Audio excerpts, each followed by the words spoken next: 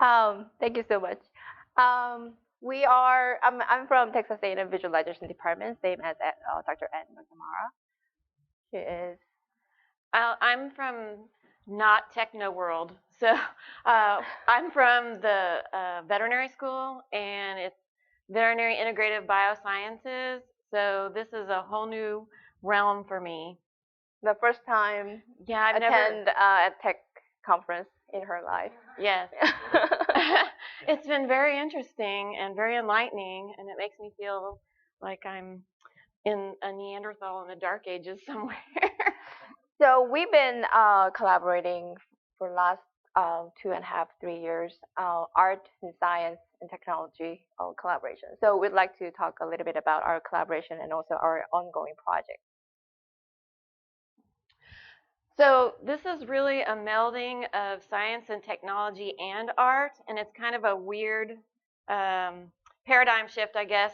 My background is in veterinary medicine. I am a veterinarian, and I have a PhD in toxicology, and I've been teaching gross anatomy for about the last 18 years for undergraduates. We have a biomedical science program at A&M, and most of those students want to go into things like human medicine, veterinary medicine, nursing, dental school, all kinds of things like that. So for the biomedical anatomy program, it's required, and they're juniors and seniors. And because it's required, it's taught all the time. So there's a team of us that teach it. We have very defined learning objectives for this class, and we talk to them about they need to know what things are called. I mean, if you think about anatomy, gross anatomy, that's foundational for most of your medicine. Understanding what the name of something is and then knowing where it's located is really important. But that's not all that there is. They also need to have a basic understanding of function. So I just threw this up because I figured most people would know what the heart is and they'd be able to pick that out. But I hope that you can appreciate it's not just a matter of, okay, that's the heart. They also need to know things like, well, where's the ventricle and where's the left ventricle and what are these arteries and what arteries and veins are attached to it, and then where is it located in the body. So it's not just a matter of, oh, I'm going to memorize a lot of terms, which is what students think it is, but you also have to be able to have them in your mind in relationship to other things in the body, especially if you want to do something like surgery. So how do our students learn anatomy? Well, there's a lot of traditional learning materials. I mean, textbooks. You can either pick up Evans and De La Junta, which is the dissection guide for the dog. You can go to Gray's Anatomy, which will tell you more than you ever want to know about anatomy for humans. There's also dissection. For us, we use the dog as a pattern animal because basically if you know the name of a muscle in one species, you can pretty well attach it to another species. But most of these traditional mediums lack depth. I mean, you can look at a picture, you can look at drawings, you can look at a cadaver. I mean, that does have depth, but it's static and it's obviously not living tissue. So you lose some of the components of what reality is with that. Students also come up with their own learning tools. They have flashcards that you can either buy, or most of them make them on index cards and they carry them around. I see them all semester carrying them around, trying to memorize the names of the muscles or the names of the bones. And there's also ones that are specific for just the canine. So most of the information that's out there is going to be geared towards human medicine. So you can go on and you can get all kinds of different apps that are going to show you just about anything you would want to know about the human body, but we're now moving it into the veterinary realm. So here are some of the challenges that I have seen over the last 18 years. And when students come in, they have preconceived ideas. It's like, I already know what I know, and I don't really know what I don't know. And they want to Google everything. And I'm not saying that that's bad or good. It's just not always accurate. And so they'll come in and like, well, I found this term and it means blah, blah, blah. I'm like, no, it doesn't. That's not right. We need to talk about why that's not right, or that's not applicable here. There is a large amount of information. If you ever have picked up Gray's Anatomy and wanted to carry it around, that would be a workout in itself. but you don't really need to have all of that information to be a good practitioner. What you need to be able to do is problem solve. But the students come in, and because of the large amount of material, they want to memorize their way through it. And that's what I struggle with every semester with them, saying, well, I memorized this. Well, okay, well, what does it mean? Well, I memorized this. Okay, well, what does it do? And they just kind of look at me because they can't go to that next step. The other thing that is a problem for many of them is that anatomy is based on Greek and Latin terminology. It used to not be a problem because way back when everybody knew Latin, that was the language of science, but that's not necessarily the case now. So when they come in and I start throwing these different terms at them, they look like a deer in the headlight. So that's been a major issue, trying to get through to them that you're going to have to actually think and process and create your own knowledge or your own working memory of these different terms and be able to put them in some kind of application that's relevant for you. But what I really want to talk about and what we're going to focus on with this collaboration is these last two. When you look at a picture, it's static, but the body is not static, it's dynamic. When you are talking about the musculoskeletal system, students think about it as just being here's a bunch of bones and they're not that exciting and nothing really happens. And when you're using a cadaver and you're looking at muscles, that's true, because you can't make them move. When you are looking at, say, a computer program and it pulls all of these terms up and you can see, oh, this is a bone and I can rotate it, I can look at it and it tells you what the names of the little protuberances are, that's still static. So they don't have an understanding or a real appreciation of the fact that things actually move. So just because you learn the name of something, if you don't know what it does or why it's doing that, I really don't think that you've gained much knowledge. And then the last piece is that students come in with an innate spatial ability. Some have high levels and some have low levels. And it took me a while to realize, because I had been teaching this for so long, that the ones that come in and already are able to build a mental picture based on maybe a piece of text, or to look at a picture and be able to recreate or draw it from memory, have a much better time than the ones that come in and they can't do any of that. So what we really wanted to do with this collaboration is focus on ways to help them visualize things in motion and to be able to help them build on their spatial ability skills. So I'm going to talk about, our the beginning, the story of the journey in terms of technology. So we have Erica Malone, one of our students here.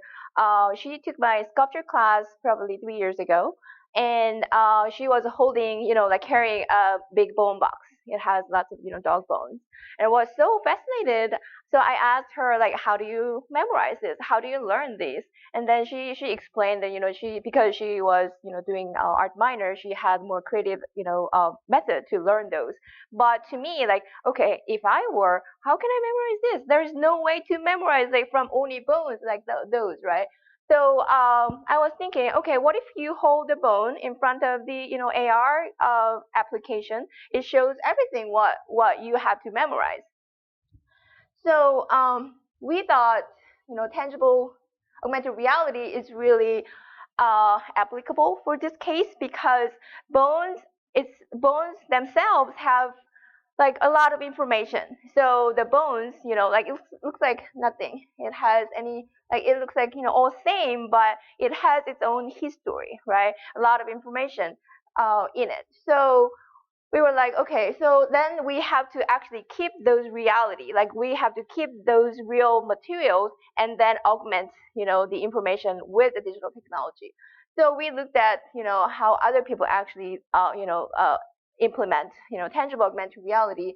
And then there are a few people actually doing, like making projects for anatomy, but pretty much, they kind of like expanded the textbook with augmented reality devices. So you have your tablet or phone, like looking at, facing to the graphics like that, and then 3D, models comes up. So this is our first prototype we did. So as you see, the bones, 3D printed bones, we had to 3D print because we had to put markers. And also we had to do 3D scan, 3D detection. So we had to put many markers. So it was really distracting, and also we had to ruin some part of the bones. So those parts are really important for the information of each bone, and then we had to make it flat and then put the visual markers, and that didn't really help. I mean, it helped in some way, but it didn't really meet the main purpose of the learning. The next version.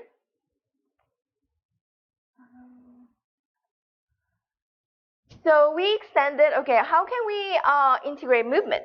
So, okay, what if we have, somebody hold the skeleton in front of the camera, then move, and it shows muscle, movement based on this gesture, right?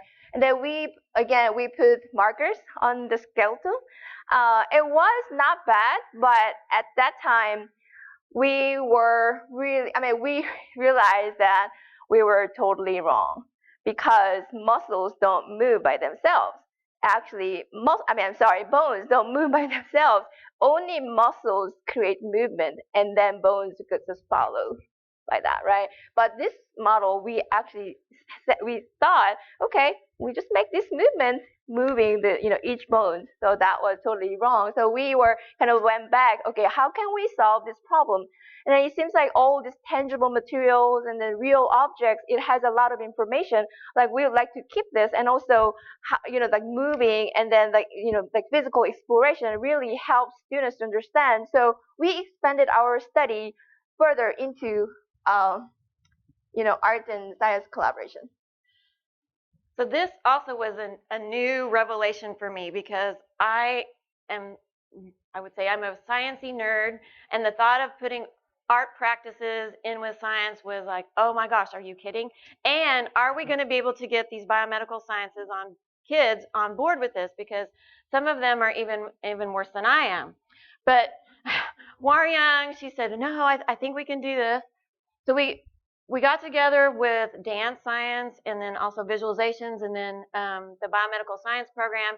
And what we did was we came up with a way to facilitate their learning by using art. And honestly, I have to say that Erica is the poster child for that, because when I was teaching the class, she came up to me as an undergrad. She stuck her foot out and she said, Dr. Pine, look at my shoes.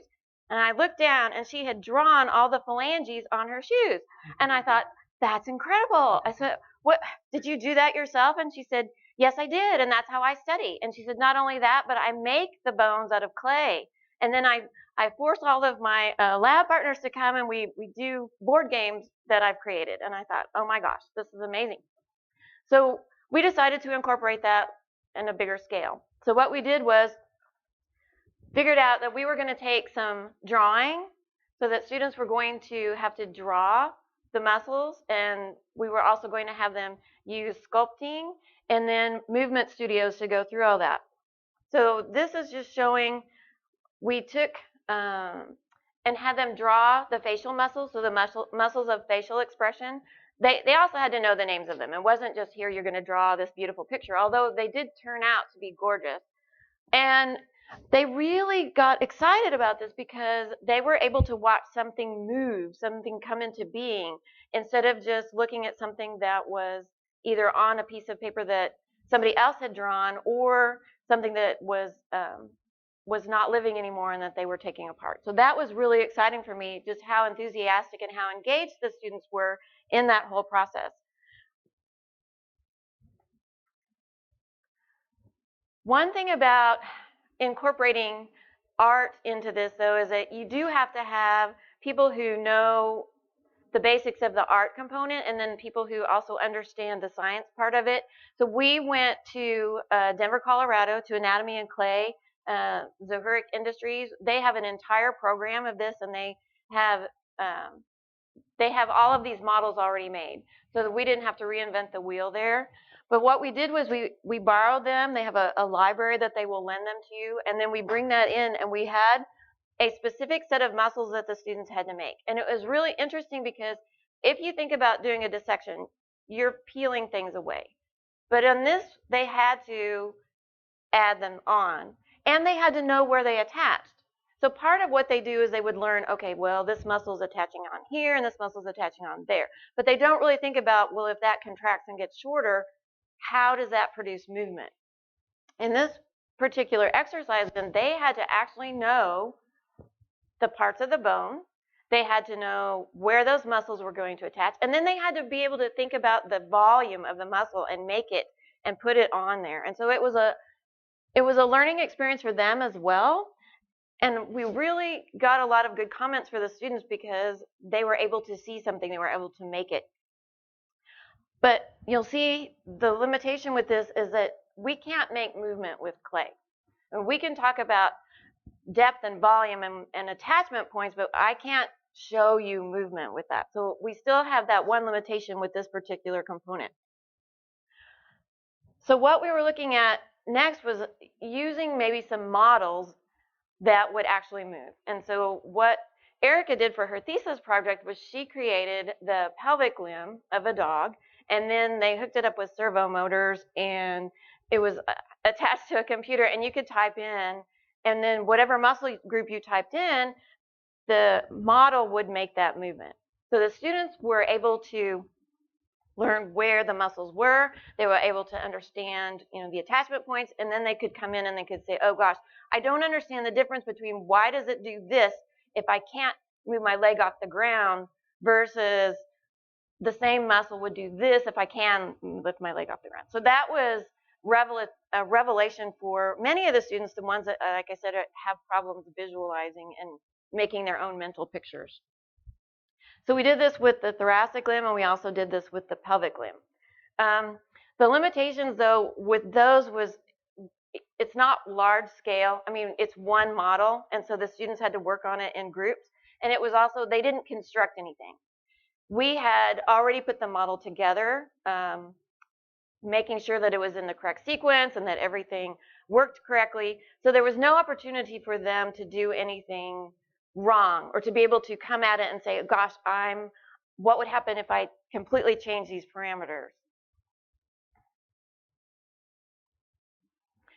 And then the last thing that we did was we incorporated just some movement sessions in there. So you talk about, well, okay, we made a model of something that is going to move. Well, now we're talking about using your own body as the model. So they said, okay, I know what this muscle is, I know where these joints are, I know what kind of movement would be produced, and then we're going to go through and we're going to explore what that would look like and what that would feel like. And really and truly, these were the ones that were the most enthusiastic about. They really enjoyed being able to translate what they had learned to themselves, because many of these students, like I said, want to become medical doctors, and so therefore being able to translate information that you get from a class and then be able to apply to the human body was, they really, really enjoyed that and liked it. And I think they really owned that information. So through early prototypes and art practices, we realized, okay, so spatial understanding is something most of all students struggle with. So we decided to focus on spatial, like how to support students' spatial understanding in anatomy education. So you look at dissection, as Dr. Pine said, as soon as you just get to the lab and then you see the cadaver, and then you just get overwhelmed by the just amount of information. And but our approach is more like, okay, how can we build the information, not just start from the full of the information and take layers out, but start from the empty body and then put bones together and then put muscles on top of it using sculpting, something like that. And then we thought that's more like artistic invention. I thought, but somebody already in medical education research, somebody already talked about syncretic approach. So people know it's difficult. Dissecting, like traditional dissection method, is really beneficial. It's important for the future physicians, but it's not applicable to all new students, like early learning part. And also kinesthetic learning through sculpting and movement, really it provides different perspectives. So you're not always looking at something in front of you as a third person or second person, but you are going to be in the model, and then create the movement, and then you kind of think back and forth. So we looked at what kind of technology we can use. I mean, we tried augmented reality, but when we were trying augmented reality technology, it's still not perfect for us. Like we can't really scan, like detect bone models, right? So we can detect like simple 3D models, but not complicated bones. So with that limitation, we looked at what's possible. So we looked at other apps and also ZBrush. Like you can actually take layers away, and also Microsoft HoloLens, and then dissection tables. Those apps are pretty much based on traditional dissection style. So pretty much you navigate and then you take some layers out and then see inside. There's no way to put together and then make something wrong and then you figure out like what's wrong from that. So in the meantime, last summer, HTC Vive was like so perfectly, like the timing was so perfect for us. We were working on augmented reality, but VR became really applicable for us. So we went into that. So our project, Anatomy Builder VR, this is based on real life scenarios. For example, like, bone box. Okay, so we have bone box. There are a bunch of bones, but you recognize each bones, identify what bones in each limb, and then you put together. But what you do is really you can put together on the table. You cannot really have 3D structure. You cannot see from 360 degree, right? So of course we use HTC Vive because it gives us hand controller and then make available to move things around and put together. So this is our VR environment. It looks like a just empty room. It has really nice lighting, natural lighting. There's a bone box. This is it's a little bit washed, but in the mid. So this area is anti-gravity area. So this wooden box is it has bones, and then this area is anti-gravity area. So you can actually pick up bones and put it inside of that anti-gravity field. They stay there, so you can actually walk around and see see 3D, and also you can put wrong. And also this here, like you see those red dots over here. So when they get closer, actually, it's the colors of red balls actually turn to green. So actually, kind of like giving hint. Okay, it's possible. It can go together. They can go together, something like that. And then we also believe the movement is really important. So we developed this app separately, but we're going to integrate into the VR environment. So this one, just opposite way of thinking, like instead of moving bones, but you activate each muscle groups and then creates movement.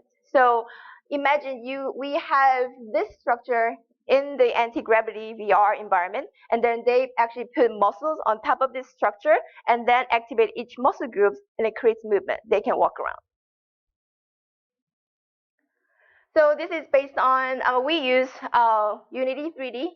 I mean, she's saying like 3 minutes. So we actually 3D scan bones, and then also we 3D scan muscles, but muscles actually it's hard to keep the shape. So actually we sculpt muscles and then 3D scan. So we are at the beginning of the journey. Again, we are working on phase 1 and 2 at the same time, and we're going to integrate evaluation part as well. And also, the environment will be very flexible, so people can put things wrong and then make movement and then figure out like what's wrong. And also, it's going to be collaborative environment. Also, any other animals skeleton can be integrated into this environment. So what I like about it from the educational standpoint is that we have a really fun place that's safe for students to go, and it's also low stakes. So you go in, you have your group, you put this together, you do it wrong, okay, no big deal. I can go back, I can use some cues, and I can redo it again. And then you can think about, well, why did I do that wrong? Or how was it that went together, but it doesn't look right, or it's not working right? So for me, that's great because for the biomedical science students and probably students in general, they don't like to make mistakes. So having a place where, yes, you can make a mistake and it's okay, I think is really important. And then it's also to help them with problem solving because they need to understand the principles more than they really do need to memorize all the terms. And I still every year get a couple of students that by the end of the semester, they still haven't gotten it as far as what movements these particular joints can make. So for me, I think this is really exciting direction educationally, and we can use this to gain information to use in a broader context. Time's up. So we are, about to start user studies. So hopefully, we get good results out of it. This is our acknowledgement, teams from different departments, and also support from Texas A&M. Thank you so much.